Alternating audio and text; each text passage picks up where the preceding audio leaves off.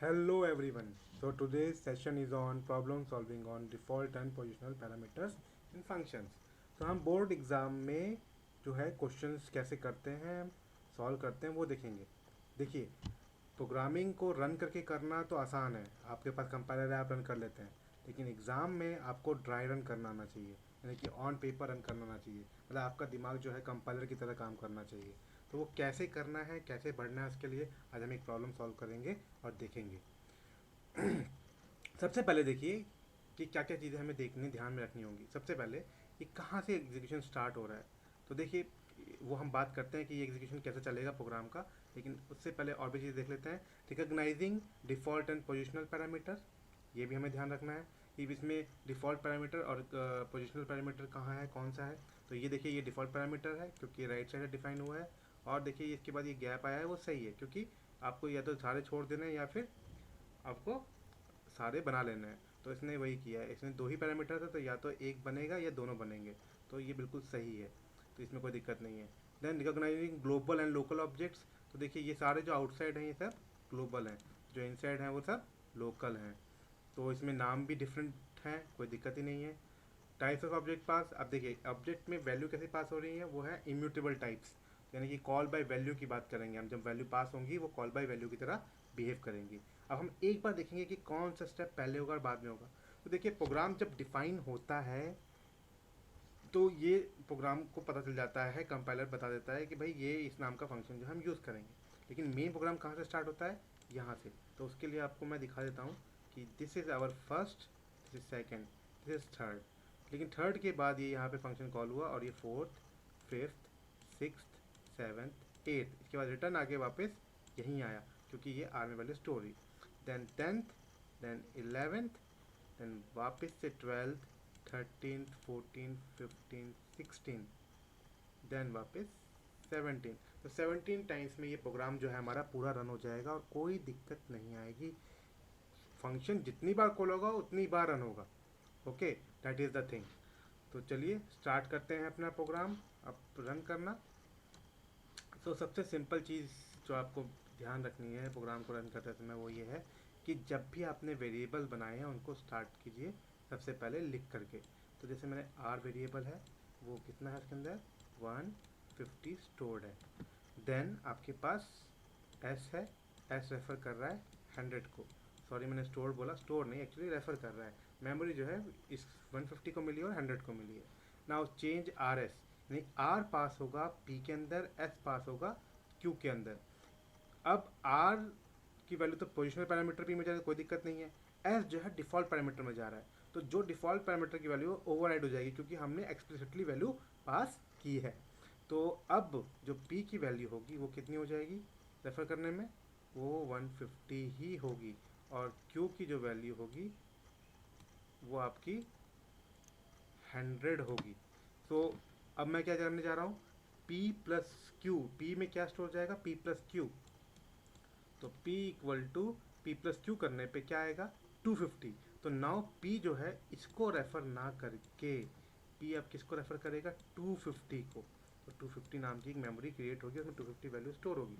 Now Q किसको refer करेगा 250 minus minus 100। 250 minus जो एस की वैल्यू है, जो क्यू की है वैल्यू इस समय। तो पी माइनस क्यू इज़, क्योंकि इससे पी अपडेट हो गया है, तो पी माइनस क्यू इज़ 150। तो पी जो है वो अब इसको, क्यू जो है अब इसको रेफर करने लगेगा और ये क्लोज हो जाएगा लिंक।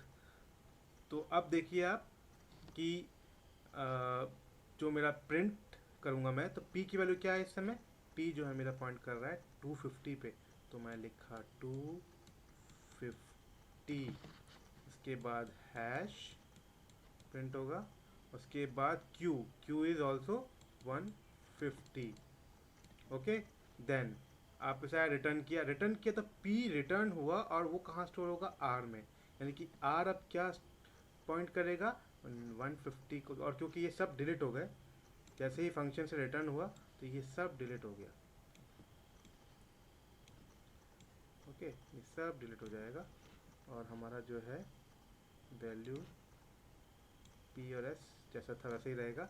लेकिन पी ने क्या, आर में क्या रिटर्न हो गया था, पी की वैल्यू, तो पी की वैल्यू क्या थी 250, तो अब ये 150 को ना करने के बजाय ये किसको रेफर करेगा 250 को, क्योंकि ये अपडेट हो गया अब नाउ।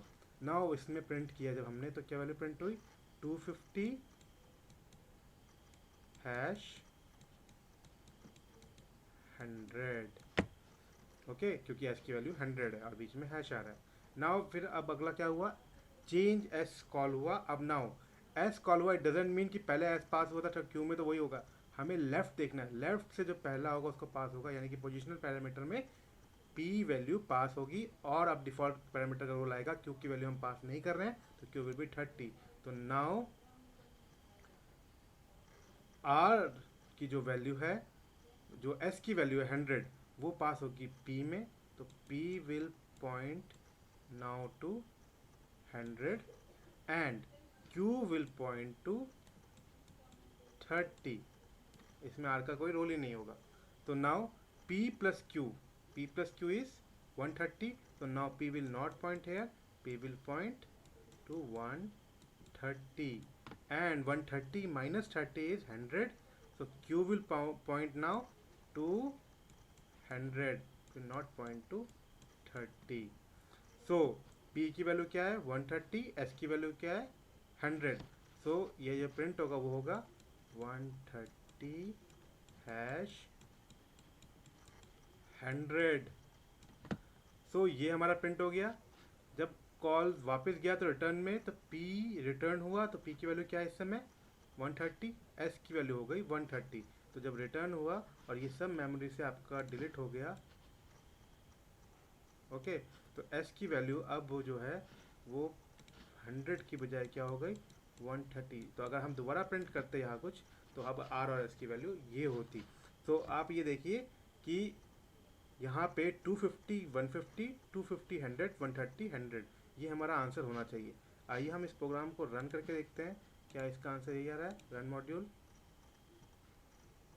देखिए 250 150 बिल्कुल सही, 250 100 बिल्कुल सही, 130 100 बिल्कुल सही। तो हमारा प्रोग्राम जो है बिल्कुल सही रन कर रहा है। अब हम इसको एक बार पाइथन ट्यूटर पे रन करके देखते हैं।